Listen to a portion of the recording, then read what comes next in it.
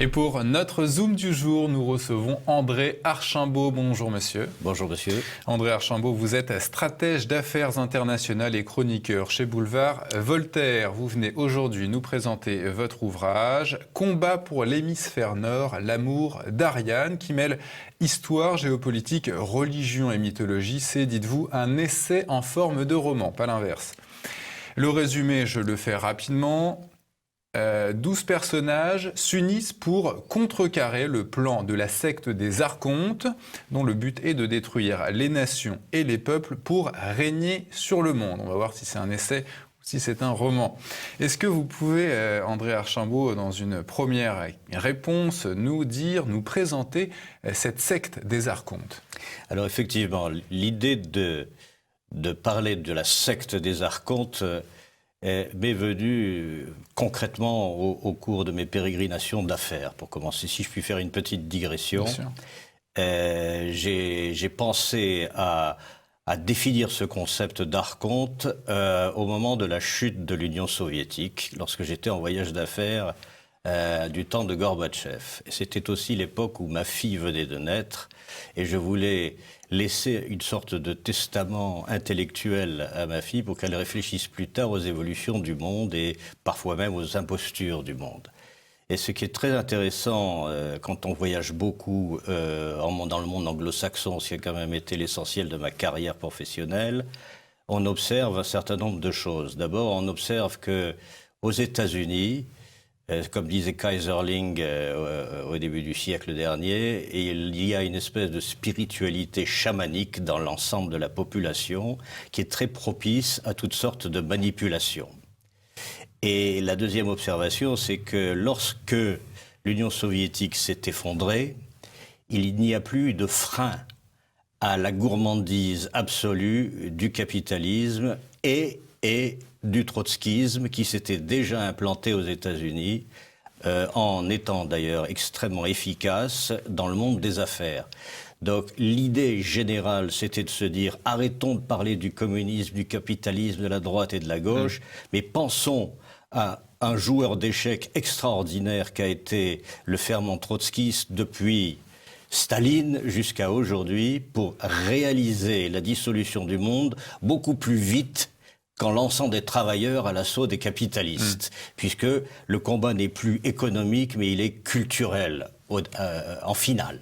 Et c'est ce que vous écrivez d'ailleurs, voilà. Trotsky qui le premier décida d'utiliser le capitalisme financier comme ferment de dissolution culturelle. Alors naturellement, ça n'est pas une affirmation historique, encore que les historiens pourraient peut-être creuser, mais c'est une thèse et c'est une intuition. On a tous le droit d'avoir des intuitions, et je crois qu'effectivement, dans la disposition mentale du trotskisme, il y a le goût du succès, y compris du succès matériel, du succès dans les affaires, et de la transformation par les affaires de la culture d'une population.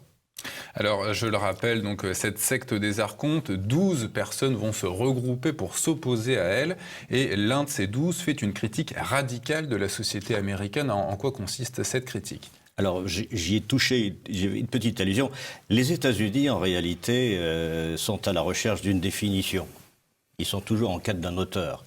Mais ce qui est certain, c'est que la société américaine est essentiellement le résultat d'une intention qui était de créer une république universelle, par rejet des principes européens, qu'ils soient religieux, qu'ils soient politiques ou d'organisation sociale. Oui, ils auraient pu prendre le modèle européen de la monarchie qu'ils ont rejeté. Ils ont rejeté. Alors, on peut dire que la Constitution est une forme de monarchie constitutionnelle avec un président qui est presque un roi. Mais la réalité, c'est que l'intention des fondateurs des États-Unis est de créer la société du désir et du bonheur, puisque dans la déclaration sur les libertés, on parle déjà de la recherche, pursuit of happiness. C'est un truc qui est assez original, il faut bien le reconnaître, parce que personne ne cherchait la recherche du bonheur jusqu'à présent. Alors cette intention s'est traduite ensuite, effectivement, oublions la Révolution française qui était l'an 2 finalement de cet édifice, qui est une suite logique de la Révolution américaine, s'est traduite par toute une série de cascades d'événements historiques sur lesquels on peut revenir. Mais la société américaine est fondamentalement, à mon sens, un peuple qui est un peuple qui peut être tout à fait sympathique, travailleur, intelligent, qui est lui-même totalement dominé comme une colonie.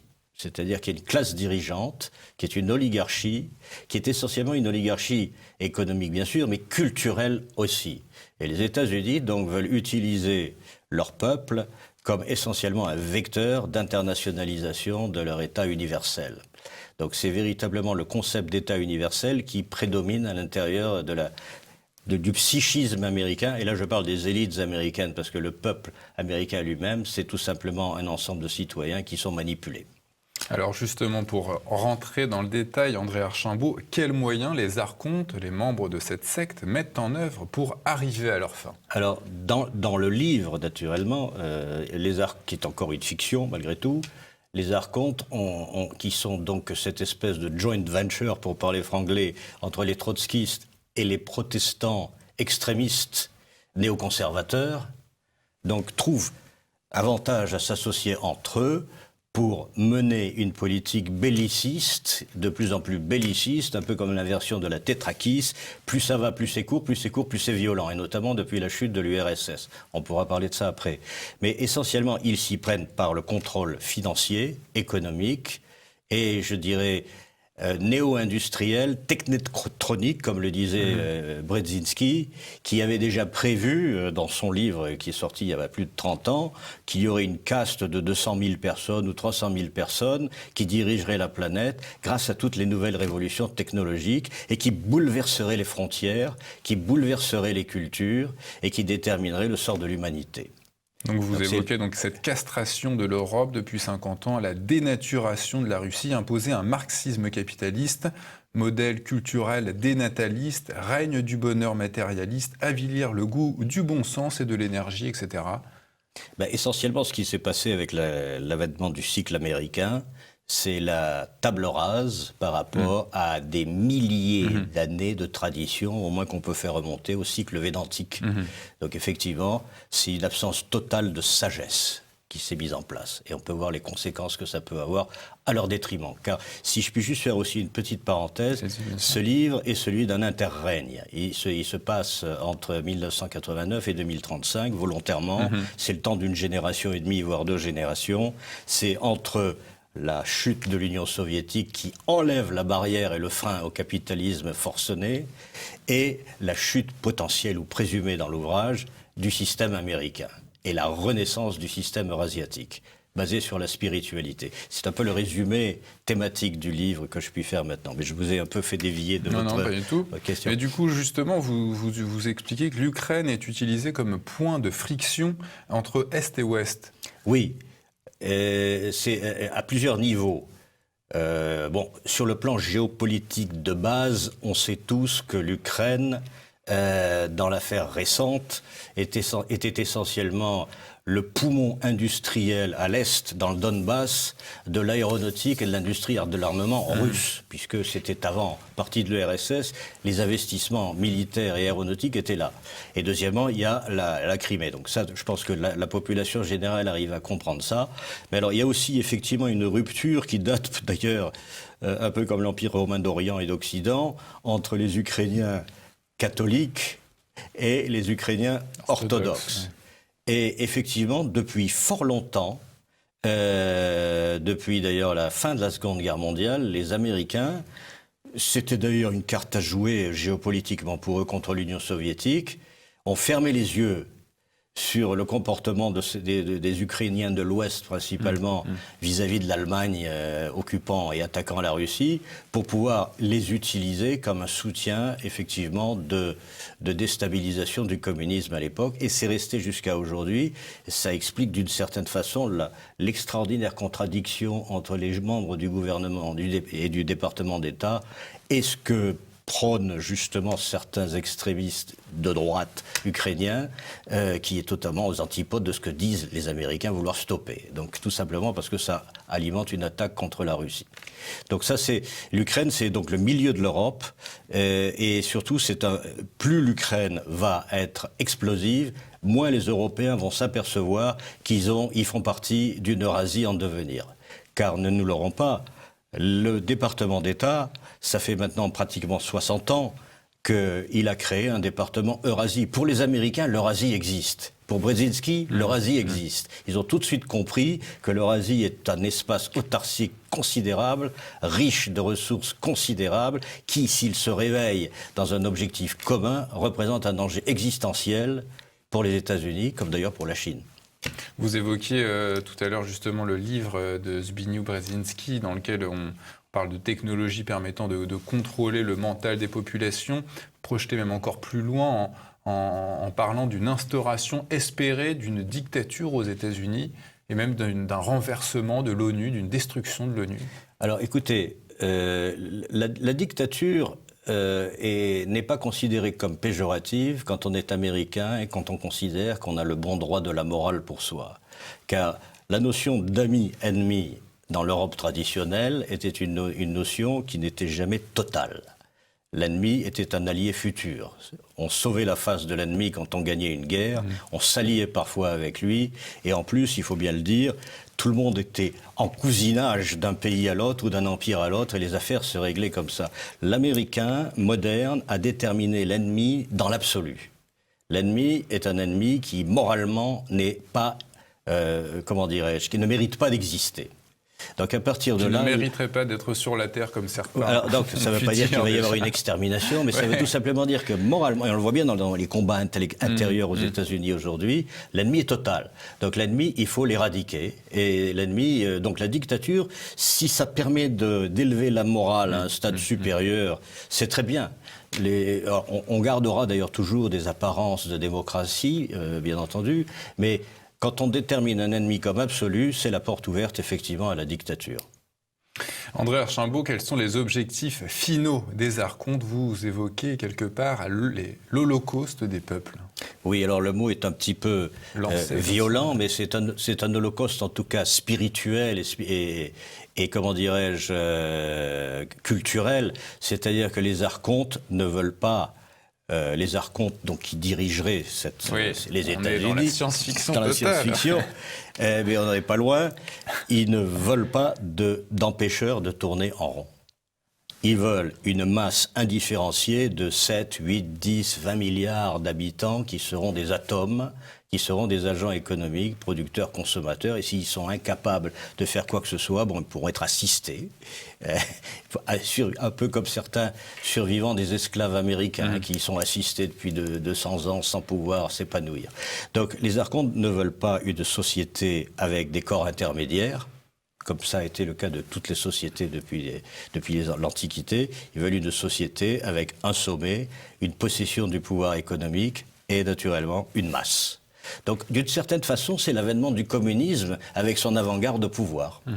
Sauf que ça s'appelle capitalisme. C'est une sorte d'anti-aristocratie, c'est ça? Alors, c'est une anti-aristocratie parce qu'effectivement, les meilleurs sont ceux qui gagnent le plus ou qui trichent le plus, mais ce ne sont pas nécessairement ceux qui sont le plus valeureux. Dans votre ouvrage, vous écrivez que ces archontes agissent pour le compte d'un messie. Est-ce que vous pouvez nous parler du messie, de ce messie, pardon? Alors, c'est un messie qui est considéré comme le grand prêtre. Je n'ai pas voulu faire d'allusion religieuse plus que particulière, plus que ça. C'était simplement pour illustrer le propos, c'est-à-dire qu'effectivement, il y aurait un grand prêtre qui est là pour apporter la caution spirituelle et morale, car ils sont spirituels eux aussi, malgré tout, à toutes leurs activités, et notamment pour bien accompagner le processus de contrôle des chrétiens protestants qui sont manipulés dans l'affaire. Qui sont manipulés par? Qui sont manipulés par l'élément d'origine trotskiste dont je parlais tout à l'heure.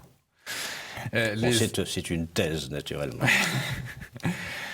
Encore une fois, André Archimbaud, comment les 12 personnages, donc cette résistance à la secte des archontes, vont-ils s'y prendre pour mettre en échec le plan diabolique de cette secte? Alors, d'abord, on parle de 12 personnages, c'est un chiffre symbolique, comme vous pouvez vous l'imaginer. Et puis ils ne sont pas tout seuls, parce que vous voyez que dans le livre, ils sont la tête d'une pyramide en quelque sorte, et qui eux aussi, ils fonctionnent comme les archontes, d'une certaine façon. Eux aussi, ils se constituent donc de façon secrète, semi-publique, semi-secrète.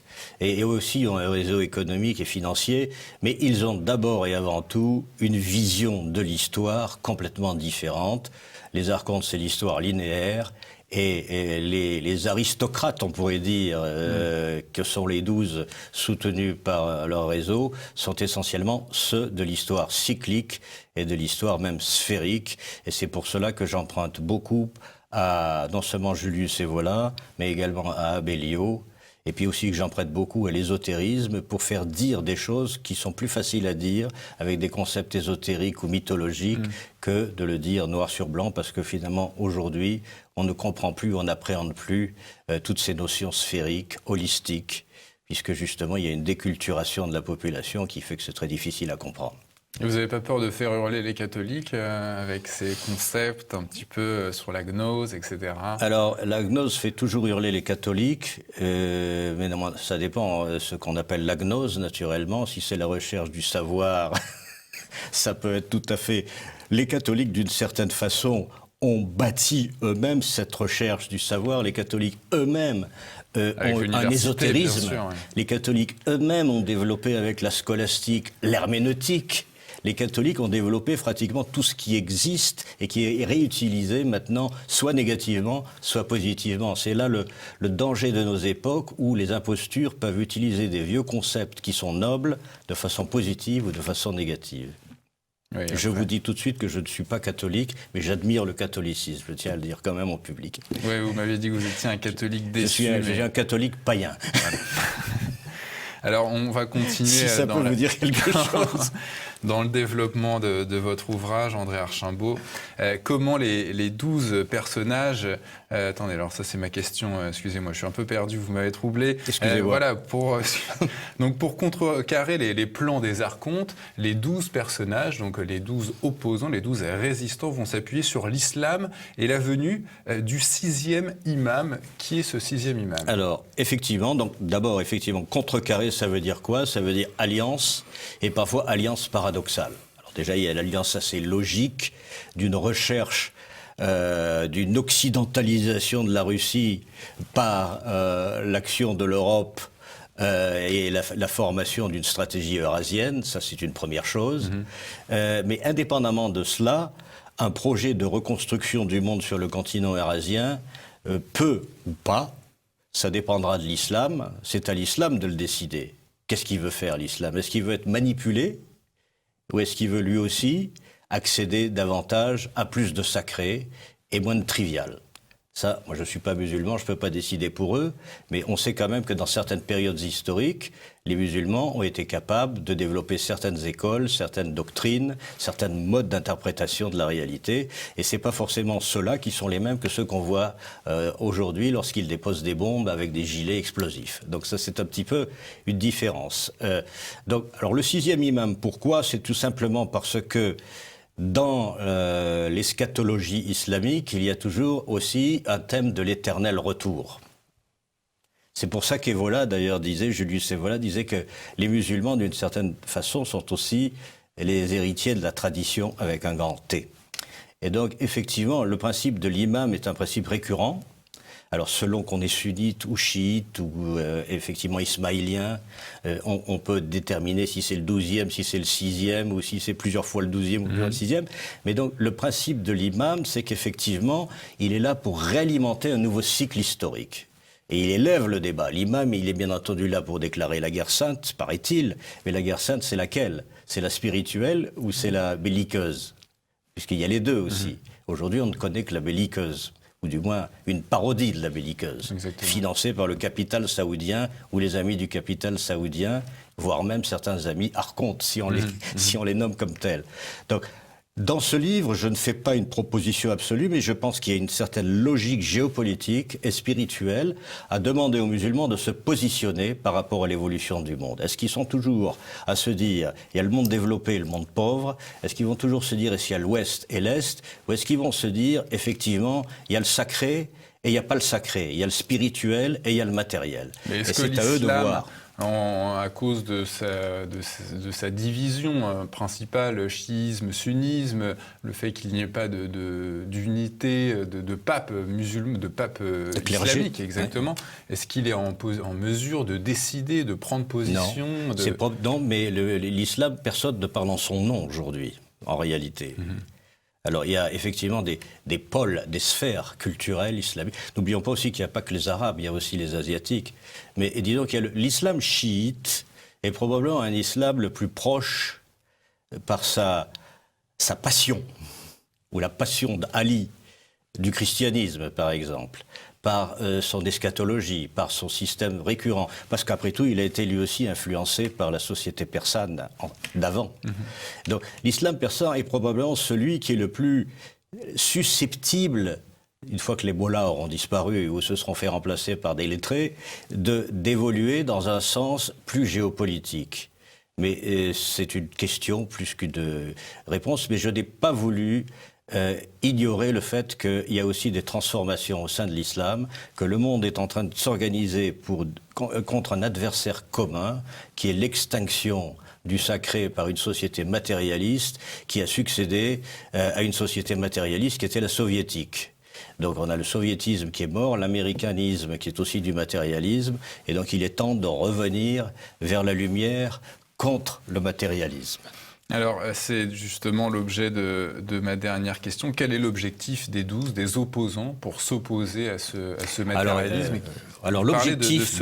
forger le nouvel âge. Alors, le nouvel âge, c'est pas le New Age américain, naturellement, oui. C'est plus une nouvelle ère au sens védantique du terme, au sens, comment dirais-je, de Julius Evola, reprenant le vieil hindouisme. Non, alors, les 12, ce qu'ils veulent à court terme, géopolitiquement, c'est de créer le chaos, eux aussi, pour créer une réaction salutaire, une cascade d'événements qui va faire que les gens vont comprendre leurs intérêts à moyen et à long terme, les Européens, les Russes et potentiellement certains musulmans. Ils pensent qu'il n'y a que dans la violence que, justement, la prise de conscience pourra subvenir. C'est pas la violence, c'est la révolution, c'est la dialectique. Mais c'est pas une révolution violente, alors c'est une révolution dans l'esprit. Alors, c'est une révolution fondamentalement dans l'esprit, c'est une révolution qui consiste à changer les règles du jeu. Alors, de temps en temps, il peut y avoir des à-coups violents, ça c'est une autre chose, mais le but, c'est effectivement un changement dans l'esprit. Donc c'est essentiellement la voie. Le livre parle de la voie de la main gauche, de la main droite, de la caverne et de la lumière. C'est essentiellement donc une solution entre ceux de la connaissance, que sont les 12, contre ceux de la puissance que sont les archontes. Donc c'est le combat entre les deux qui va triompher. Est-ce que ce sont le combat entre la lumière et les lumières? Alors ça c'est aussi autre chose, c'est-à-dire que ceux qui sont pour la connaissance sont fondamentalement pour la lumière du monde, qu'elle soit chrétienne. La lumière du Christ. Qu'elle soit chrétienne ou qu'elle ne le soit pas. Il y en a qu'une lumière. La lumière existe dans d'autres religions aussi. Oui, mais les rayons mènent à la mer. Ouais. Mais où que ce soit les lumières qui sont des illusions optiques ou des parodies de la lumière. Mais ça, c'est une interprétation qui m'est naturellement personnelle. André Archimbaud, c'est ma dernière question. Vous dites que c'est un essai en forme de roman, mais qu'est-ce qu'on doit comprendre? Est-ce que c'est un essai? Est-ce que c'est un roman? C'est-à-dire qu'on a quand même évoqué un certain nombre de faits qui sont quand même assez... qu'on peut voir quand on regarde le JT de TF1 ou de France 2. Des choses, c'est assez flagrant quand même. Alors effectivement, je dirais que peut-être que c'est une déformation personnelle parce que je ne viens pas du monde intellectuel mais du monde des affaires. En écrivant un conte, un récit finalement, c'est une façon plus originale d'une part et peut-être plus séduisante pour certaines personnes que de s'y plonger, alors que si on lit un essai, c'est le 70 millième essai paru dans la presse. Et donc, de ce point de vue-là, c'est pour ça que j'ai voulu utiliser cette méthode, et j'ai voulu l'utiliser donc comme un parcours initiatique avec des étapes, des fausses fins, des fausses sorties, pour toujours aller plus loin, qualitativement, car de même que je pense que l'Europe est une machine à transformer la quantité en qualité géopolitiquement et politiquement, de même, effectivement, il est important dans un récit de passer de la quantité à la qualité. C'est comme ça qu'on procède à une cure de désintoxication. C'est ce que je souhaite pour le lecteur. Et alors, dans le sous-titre de votre ouvrage, c'est l'amour d'Ariane? Essentiellement, l'amour d'Ariane, ça veut dire aussi le mythe d'Ariane.